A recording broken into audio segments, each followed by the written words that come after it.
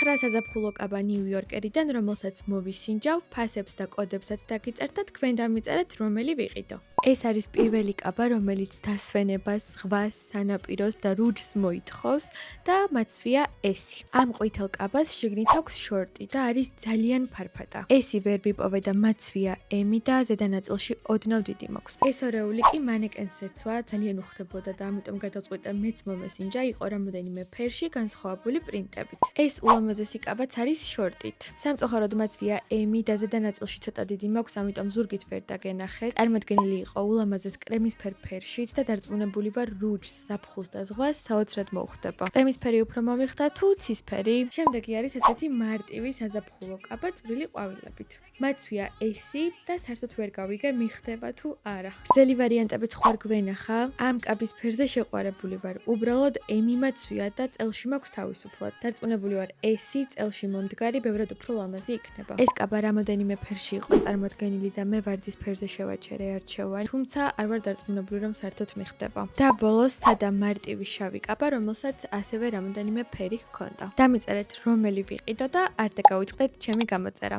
კარგად!